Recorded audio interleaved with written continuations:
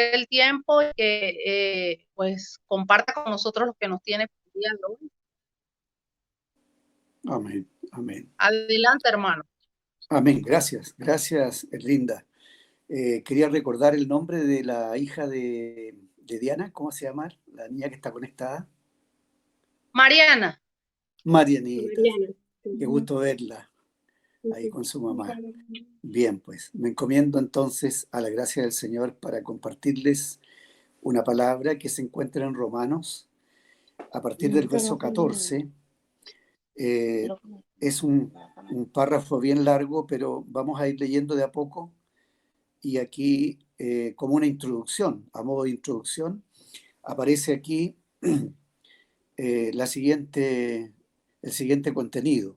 Romanos 8:14 dice: porque todos los que son guiados por el Espíritu de Dios, estos son hijos de Dios. Pues no habéis recibido el espíritu de esclavitud para estar otra vez en temor, sino que habéis recibido el espíritu de adopción, por el cual clamamos: Abba, Padre. El Espíritu mismo da testimonio a nuestro espíritu de que somos hijos de Dios. Y si hijos, también herederos de Dios y coherederos con Cristo, si es que padecemos juntamente con Él, para que juntamente con Él seamos glorificados. Pues tengo por cierto que las aflicciones del tiempo presente no son comparables con la gloria venidera que en nosotros ha de manifestarse. Hasta aquí, este párrafo lo vamos a tomar como una introducción al mensaje. El mensaje se titula Los 4 gemidos que aparecen en Romanos capítulo 8, 4 gemidos. Pero esta parte es la introducción. Se nombra a los hijos de Dios en dos formas. Primero, como los hijos maduros, que serían en el verso 14, los que son guiados por el Espíritu de Dios. Estos son, la traducción del griego sería huios, la palabra griega es huios para hijos, y la traducción sería hijos maduros, hijos crecidos. Más abajo, cuando el verso 16 dice, el Espíritu mismo da testimonio a nuestro espíritu de que somos hijos de Dios, la palabra griega es teknon. Y eso quiere decir que somos hijos nacidos de Dios hemos recibido la filiación como hijos, pero somos hijos, puede ser hijos pequeños, se refiere a hijos recién nacidos o a hijos que no están en un estado de madurez, por así decir, que no han crecido todavía. Entonces, la diferencia entre hijos que son guiados por el Espíritu a hijos nacidos está en la palabra, ¿no? Para la palabra hijos maduros es huios, para la palabra hijos pequeños o hijos que todavía no han crecido es la palabra teknon.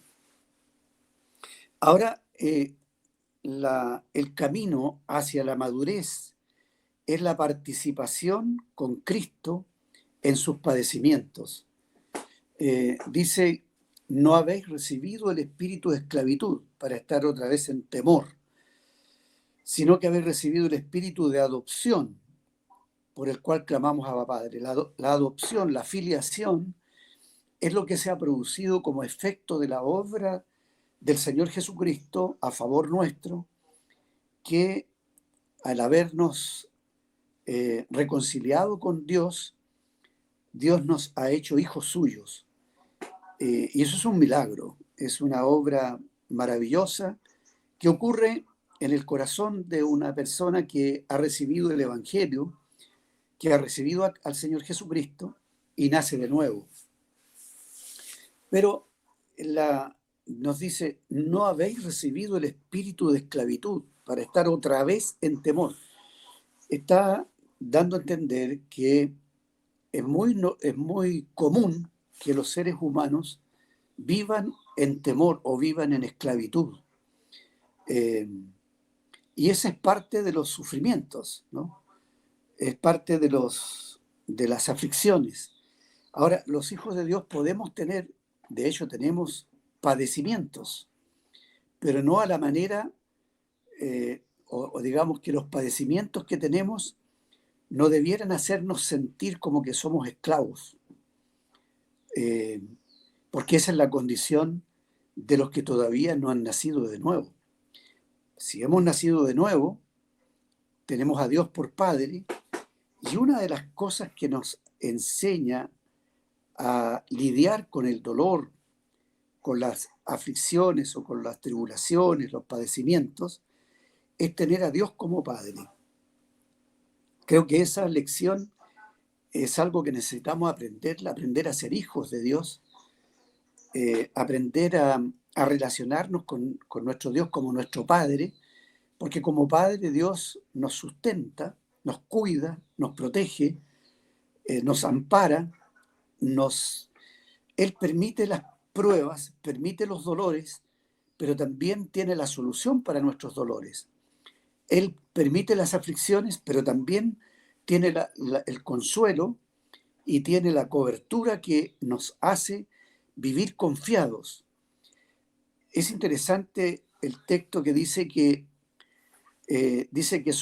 si somos hijos, también somos herederos de Dios y también somos coherederos con Cristo, lo que nos da también una tremenda confianza y una sensación de seguridad, lo que nos libera del temor y del miedo, y por lo tanto podemos padecer juntamente con Cristo las aflicciones que tenemos en el tiempo presente, las podemos padecer porque al mismo tiempo que tenemos padecimientos, tenemos la tremenda fortaleza espiritual de tener a Dios como Padre, con todas esas cualidades que he mencionado y mucho más.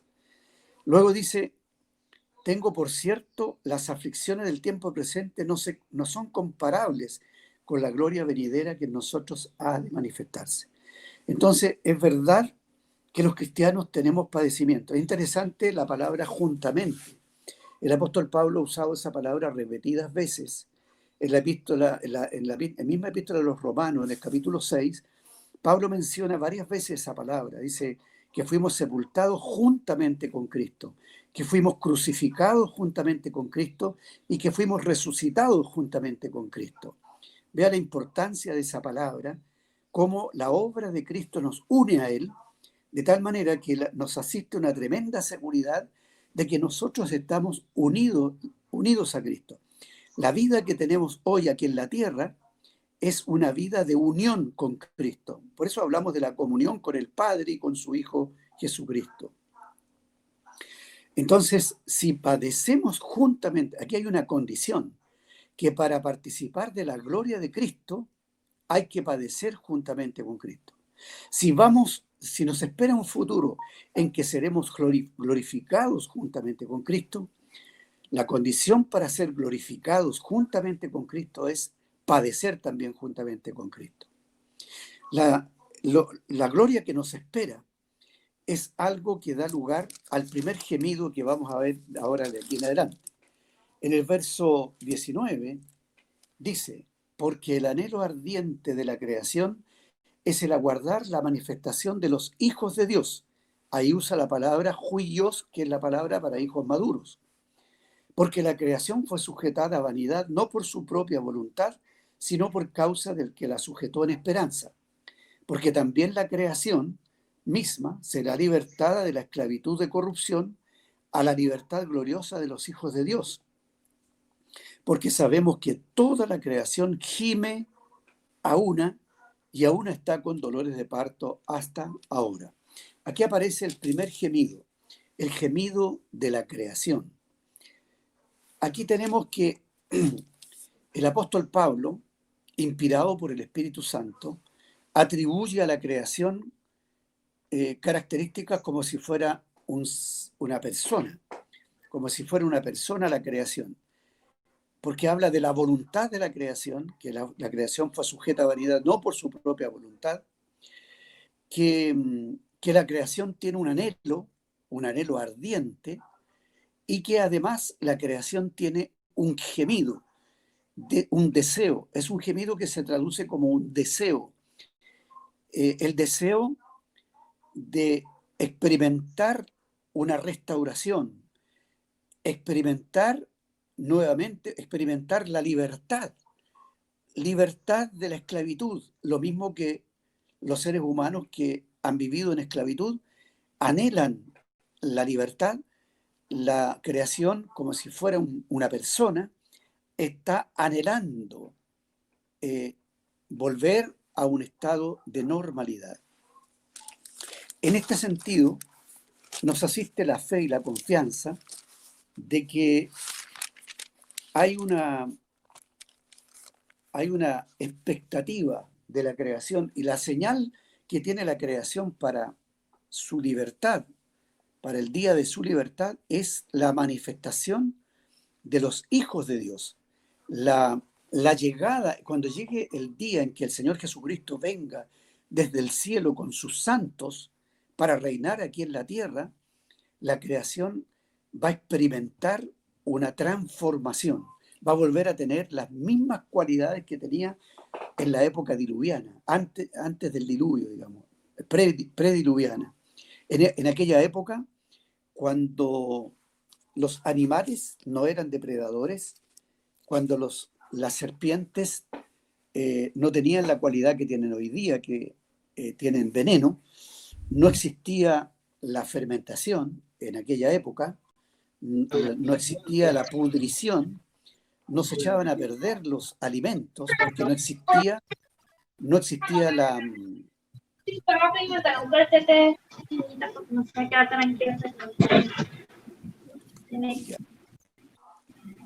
existía la fermentación, como digo. Entonces voy a leer un pasaje del capítulo 11 del libro de Isaías. Habría que mutear al hermano Román porque se escuchan voces, ¿no? Ruidos. Hay que mutear el contacto del hermano Román. Voy a leerles el capítulo 11 del versículo y el versículo 4 del libro de Isaías, para ver, apreciar y observar lo que dice el profeta respecto de esta época, cuando la creación va a experimentar esta restauración. Dice, verso 4, sino que juzgará con justicia a los pobres, esto habla del Señor Jesucristo, y arguirá con equidad por los mansos de la tierra, y herirá la tierra con la vara de su boca, y con el espíritu de sus labios matará al impío. Esto cuando el Señor Jesucristo venga por segunda vez, va a terminar con el anticristo, y ese será el momento el momento que está esperando la creación. Y dice, y será la justicia cinto de sus lomos y la fidelidad ceñidor de su cintura. Esas serán las cualidades del reinado del Señor Jesucristo. Y aquí está lo que va a ocurrir con la creación. Morará el lobo con el cordero, y el leopardo con el cabrito se acostará. El becerro y el león y la bestia doméstica andarán juntos, y un niño los pastoreará. La vaca y la osa pacerán, sus crías se echarán juntas, y el león como el buey comerán paja, y el niño de pecho jugará sobre la cueva del áspid, y el recién destetado extenderá su mano sobre la caverna de la víbora. No harán mal ni dañarán en todo mi santo monte, porque la tierra será llena del conocimiento de Jehová, como las aguas cubren el mar. Acontecerá en aquel tiempo que la raíz de Isaí, la cual estará puesta por pendón a los pueblos, será buscada por las gentes, y su habitación será gloriosa. Estas palabras, amados hermanos y hermanas, se van a cumplir cuando el Señor Jesucristo regrese a tomar los reinos del mundo, a suprimir los dominios y establezca un reinado de paz en toda la tierra durante 1000 años. Eso será previo a los cielos nuevos y a la tierra nueva, que será la eternidad. Antes de entrar a esos cielos nuevos y tierra nueva, estaremos experimentando una verdadera escuela, por así decir, de un reinado, el reinado de Cristo en la tierra, donde los creyentes, los hijos de Dios, estaremos reinando sobre territorios, sobre naciones, sobre ciudades, y dice el Señor que nos sentaremos sobre 12 tronos para juzgar a las 12 tribus de Israel. Así que nos espera entonces tenemos una gran expectativa de participar de la gloria del Señor Jesucristo en aquel tiempo. Hay otras muchas profecías en el Antiguo Testamento que nos hablan de ese momento. Estamos viendo lo que dice Romanos 8, verso 19 adelante, respecto del gemido de la creación y el anhelo ardiente de la creación de aguardar la manifestación gloriosa de los hijos de Dios, y eso ocurrirá cuando el Señor Jesucristo venga.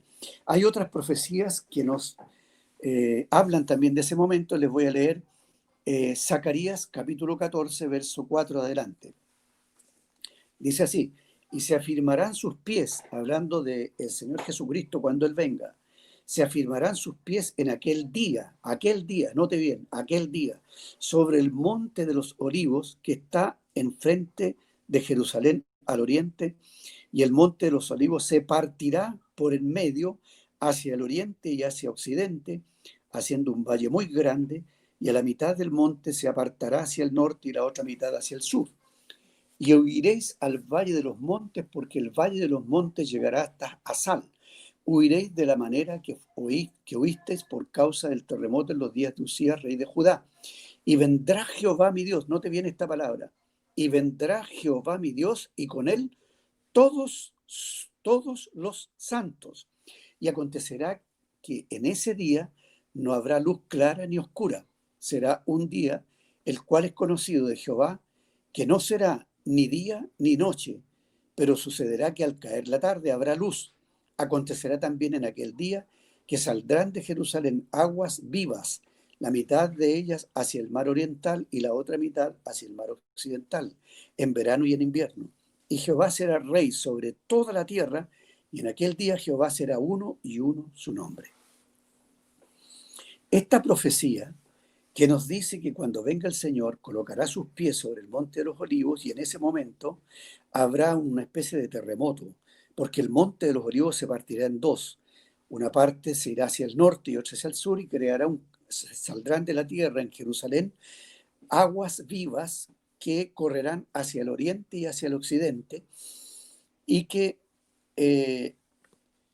en aquel día el Señor vendrá, Jehová Dios vendrá con todos sus santos, y luego dice que Jehová será rey sobre toda la tierra. En aquel día será uno y uno su nombre. Ahí será para los judíos sobre todo, y para todas las naciones que pasarán para el milenio, porque los cristianos, los hijos de Dios, pasaremos al milenio, pasaremos al reinado milenial de Cristo con cuerpos resucitados. Pero las naciones que estarán presentes cuando venga el Señor pasarán con cuerpos sin resurrección, pasarán al reinado del Señor Jesucristo para vivir en el reinado de Cristo. Y son esas naciones sobre las cuales los cristianos reinaremos sobre esas naciones.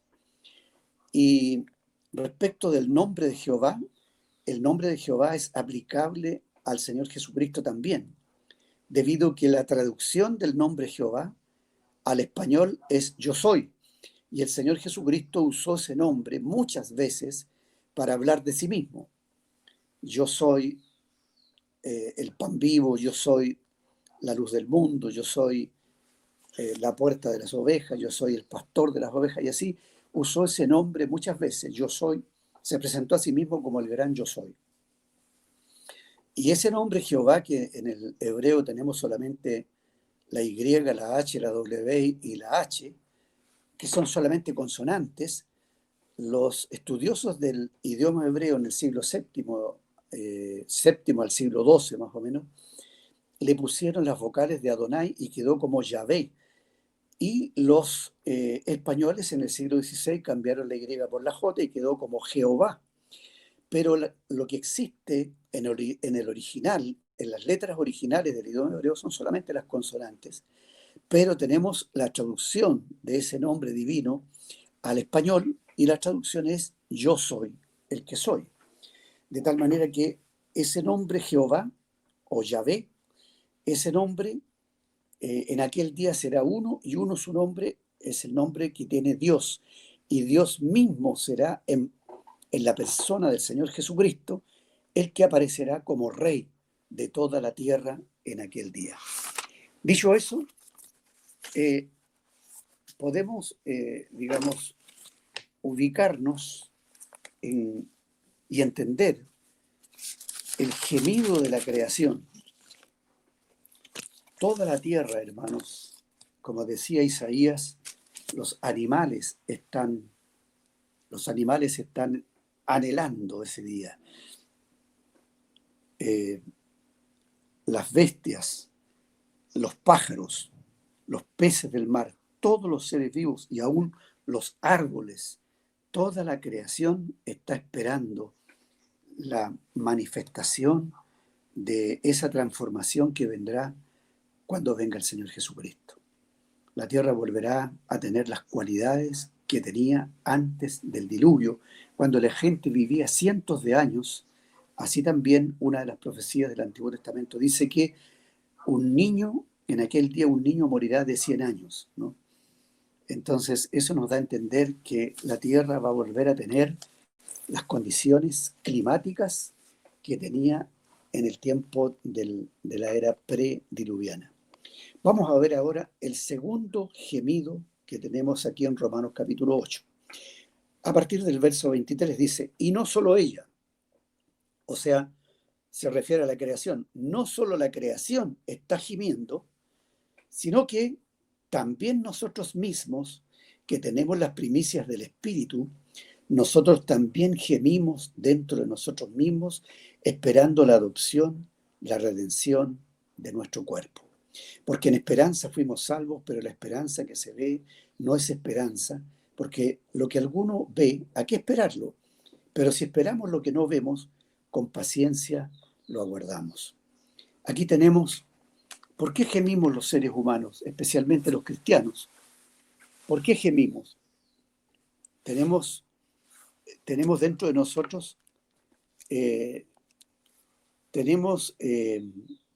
las primicias del Espíritu. Pero aunque tenemos el Espíritu Santo morando en nuestro interior, nosotros gemimos. ¿Y qué es nuestro gemido? Es un anhelo también. Lo mismo que la creación. La creación gime porque tiene un anhelo de una redención, de una liberación. Y nosotros gemimos porque tenemos un cuerpo de carne que se enferma, que se cansa, que se gasta, que se estresa. Este cuerpo que tiene un cerebro que piensa muchas cosas y esos pensamientos tienen que ver con las ansiedades, con los anhelos, con los deseos.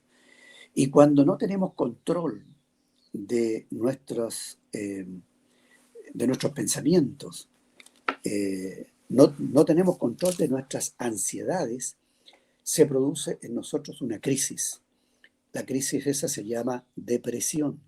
La depresión es producto de las ansiedades. La ansiedad se produce aquí en el cerebro, en la mente, en los pensamientos. Ahí se produce la ansiedad. Pero cuando no tenemos control de nuestros pensamientos o de nuestras ansiedades, eso pasa aquí al corazón, pasa no al corazón, sino a las emociones, por así decir. Pasa a los sentimientos, y cuando los sentimientos también entramos en una crisis emocional, en un desborde emocional, entramos en lo que se llama una depresión. Hay diversas razones por las cuales estar deprimidos. Las depresiones tienen que ver con dolores del alma, pero también tienen que ver con dolores del cuerpo, porque cuando viene la crisis de depresión, viene acompañada de dolores. En realidad, el dolor es la causa de las ansiedades, porque cuando no tenemos algo, tenemos un dolor. Cuando una mujer no tiene un esposo, tiene un dolor, o no tiene un padre, tiene un dolor. Cuando no tiene un buen trabajo, tiene dolor. Cuando los hijos se rebelan, tiene dolor. Entonces viene el dolor es la causa de las ansiedades, pero al mismo tiempo el dolor es la causa de las depresiones.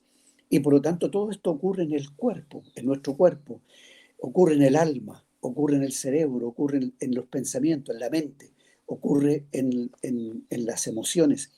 Y luego entonces la voluntad de la persona queda anulada para, para no tomar buenas decisiones. Pero los cristianos tenemos que aprender a lidiar con el dolor. Por eso los cristianos gemimos dentro de nosotros y anhelamos que llegue pronto ese día de la venida del Señor, lo mismo que la creación, porque tenemos un cuerpo débil, tenemos un cuerpo enfermizo, tenemos un cuerpo que tiene... Es un milagro que vivamos en las condiciones que vivimos, porque tenemos un cuerpo que es susceptible a ser contaminado, a gastarse, a arrugarse, a enfermarse. Entonces, y todo esto causa dolor. Vamos a lidiar con el dolor toda la vida mientras estemos aquí. Por eso que el cristiano está llamado a lidiar con el dolor, a padecer juntamente con Cristo. Los dolores nos vienen, cuando se nos quita un dolor, aparece otro dolor. De tal manera que si usted está deprimida o deprimido porque tiene un dolor por cualquier motivo, sepa que cuando usted encuentre la solución para ese problema que le ocasiona ese dolor, va a venir otro dolor. De tal manera que nunca vamos a estar sin dolores. Vamos a tener siempre dolores mientras estemos aquí en la tierra. Pero tenemos que aprender a lidiar con el dolor. Y una de las cosas que nos ayuda a lidiar con el dolor es aprender a relacionarnos con Dios como nuestro Padre, porque bajo la cobertura del Padre, bajo el amparo del Padre, bajo el sustento del Padre, que todos los días nos sustenta de diversas maneras, nos consuela, Él enjuga nuestras lágrimas, Él escucha nuestras oraciones, Él nos sana de la enfermedad, Él rescata del hoyo nuestra vida, Él es el que nos corona de favores y misericordias. No te olvides, alma mía, de todos los beneficios que recibes del Padre. Cuando aprendemos a relacionarnos con Dios como nuestro Padre, tenemos que hacer el aprendizaje de ser hijos. ¿Qué sabe un hijo? Un hijo sabe que con su padre, con su madre, lo tiene todo. Un hijo no se preocupa qué va a comer, qué va a vestir, si va a ir a la escuela, qué va a estudiar. Un hijo no tiene esas preocupaciones porque sabe que bajo el amparo de su padre, de su madre, lo tiene todo. Lo mismo, cuando tenemos a Dios como nuestro Padre, tenemos mucho más de lo que nos pueden dar nuestros padres. Bendito sea Dios. Ahora viene el tercer gemido. A partir del verso 26 dice, y de igual manera, el Espíritu nos ayuda en nuestra debilidad. Pues qué hemos de pedir como conviene, no lo sabemos, pero el Espíritu mismo intercede por nosotros con gemidos indecibles. Mas el que escudriña los corazones sabe cuál es la intención del Espíritu, porque conforme a la voluntad de Dios intercede por los santos. Aquí tenemos el tercer gemido. No sabemos qué pedir, no sabemos cómo orar, no sabemos, a veces gemimos, pero que esos gemidos son gemidos de dolores o gemidos de ansiedades, porque esperamos, tenemos expectativas de cosas que se cumplan en nuestra vida, en nuestro diario vivir, en la cotidianidad. Pero no sabemos muchas veces si las ansiedades que tenemos corresponden o no. Y por lo tanto tenemos que descansar colocando todo eso en las manos del Señor. Pero como no sabemos y no tenemos muchas veces la madurez para hacerlo, ¿a quién tenemos dentro de nosotros que también gime? Y dice que gime, tenemos al Espíritu Santo, que gime con gemidos indecibles, intercediendo por nosotros con gemidos indecibles, ¿no? Qué maravilloso es tener en nuestro interior un intercesor que clama, que gime, que se duele con nosotros. Pero, contrariamente, hermanos, si nosotros somos carnales, y eso es lo que dice el capítulo 8, verso 14, dice que los que son guiados por el Espíritu, estos son hijos maduros. Tenga presente eso. Ahora, si somos todavía inmaduros y por nuestra inmadurez entristecemos al Espíritu Santo y lo relegamos a un rincón de nuestro espíritu, el Espíritu Santo no podrá actuar.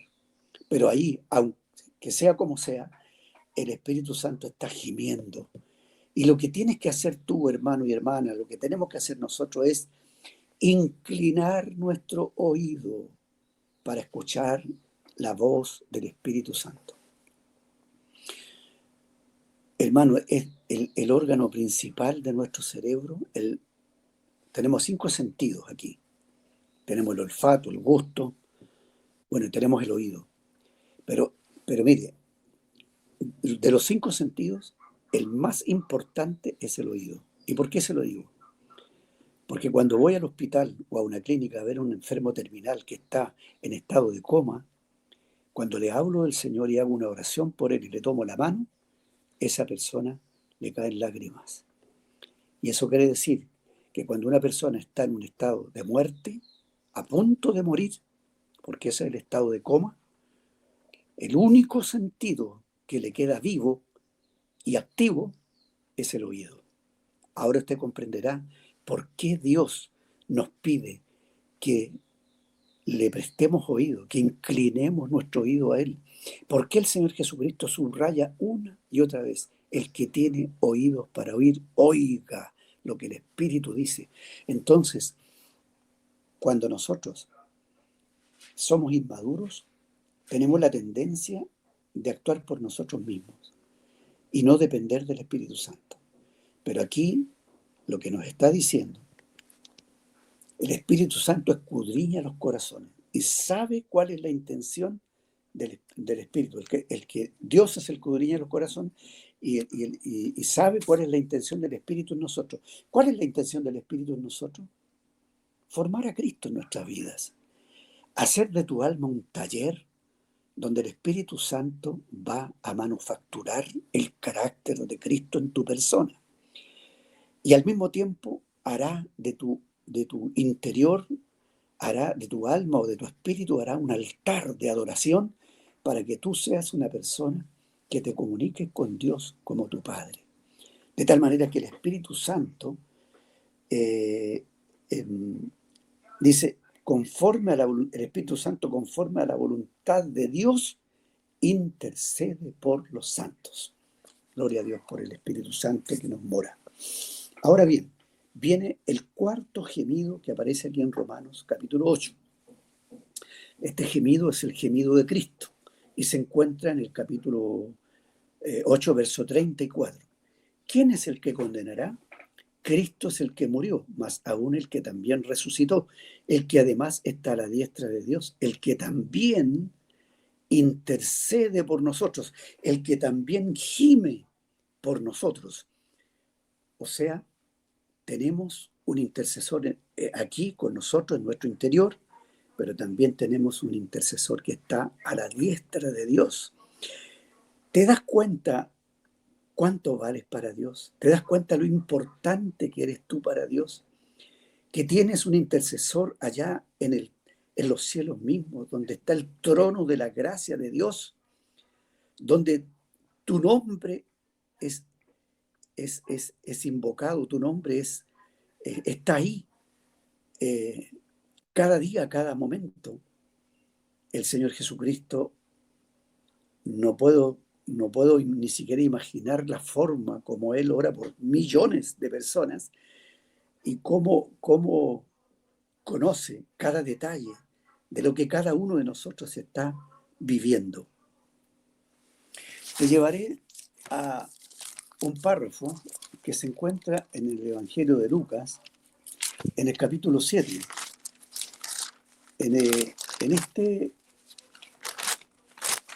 Aquí Lucas nos relata un incidente donde el Señor Jesús hace una obra por una persona que tiene el siguiente problema. Dice así, en Lucas capítulo 7.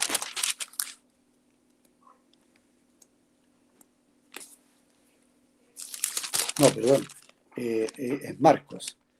Estaba mirando mal. Es el Evangelio de Marcos. Marcos capítulo 7, dice así. Le trajeron, verso 32, Marcos 7:32, le trajeron un sordo y tartamudo y le rogaron que le pusiera la mano encima. Y tomándole aparte de la gente, metió los dedos en las orejas de él y escupiendo tocó su lengua y levantando los ojos al cielo gimió y le dijo efata, es decir, sé abierto. Al momento fueron abiertos sus oídos y se desató la ligadura de su lengua y hablaba bien. Hermanos, aquí tenemos este gemido del Señor Jesucristo por un enfermo, por un sordo. ¿Y cuántas veces nosotros somos ese tipo de sordos que no escuchamos al Espíritu Santo, que no inclinamos el oído para oír la guianza, la dirección, el gobierno del Espíritu Santo en nuestras vidas? Aquí tenemos al Señor Jesucristo, cómo le traen a un sordo y tartamudo. Y vea lo que hace el Señor Jesús. Dice que tomándole aparte de la gente, me metió los dedos aquí en las orejas. En las orejas. Vea lo importante que son los oídos para el Señor. Porque ese es no son estos los oídos que el Señor espera que nosotros lo escuchemos a Él. Si bien es cierto, la fe viene por el oír la palabra de Dios, pero esta palabra que nos llega por el oído, aquí, por este oído de las orejas, es decodificada por el cerebro. El cerebro decodifica lo que escuchamos con el oído de las orejas. Pero una vez que ese mensaje está decodificado aquí en el cerebro, tiene que pasar al corazón. ¿Se acuerda de la experiencia de Salomón cuando tuvo un sueño? Estaba soñando en la noche y Dios le dice en el sueño, pídeme lo que quieras y te lo daré. Y Salomón le dice, soy joven, no sé entrar ni salir en esta nación donde estoy reinando. No sé cómo entrar y salir. Dame un oído que te pueda escuchar. Mira lo que le pide a Dios. Dame un oído que te pueda oír. Pero, más bien le dice, dame un corazón que te pueda oír. Entonces, se da cuenta que para escuchar a Dios no es suficiente el oído de las orejas. Esa información que llega por el oído tiene que pasar aquí al corazón. Entonces, interesante lo que hace el Señor con el sordo y tartamudo. Le pone los dedos en la oreja, luego escupe hacia el lado y después con su dedo le toca la lengua. Y mire lo que le dice. Le dice efata. Esa palabra efata no es una palabra hebrea, ni aramea, ni griega.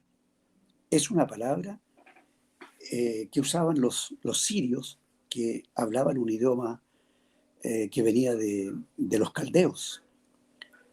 Y eso nos dice la cualidad que tiene el Señor Jesucristo, es de que Él conoce todos los idiomas, porque Jesús es la palabra, es el verbo encarnado. Y como conoce todos los idiomas y todas las lenguas y todas las señales que la creación hace cuando le gime a Él, Él conoce el lenguaje de la ballena, conoce el lenguaje de los pájaros, del zorzal, el canto del zorzal. Él conoce el bramido de la vaca, Él conoce el aullido de los lobos, Él conoce los ladridos de los perros. Él sabe que llegará un día, que hay un día que está prefijado y predeterminado para que la creación vuelva a tener lo que tuvo en la época prediluviana, donde los animales no eran depredadores, donde un buey comerá con un león, donde un niño entrará a la cueva de un áspid, de una serpiente, y jugará con la serpiente, y la serpiente no le hará daño. Llegará ese día. Entonces el Señor sabe escuchar nuestras oraciones.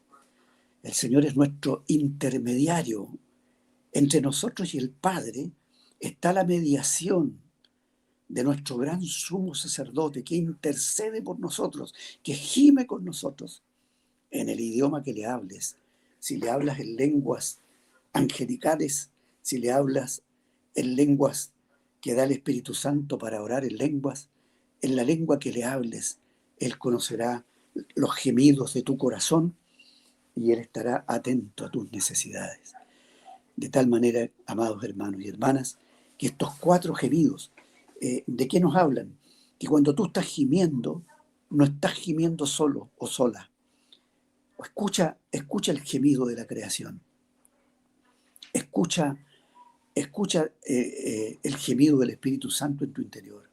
Escucha el gemido de tu gran sumo sacerdote que está en los cielos intercediendo por ti. Entonces piensa que aprende a usar las armas espirituales que tenemos para lidiar con el dolor, porque el dolor es la causa de todos nuestros problemas. Pero Dios permite el dolor, acéptalo y compréndelo, que Dios permite el dolor porque también Él tiene el remedio para el dolor. ¿Y sabes lo que ocurre con el dolor? Y Dios lo sabe muy bien. El dolor es para edificación.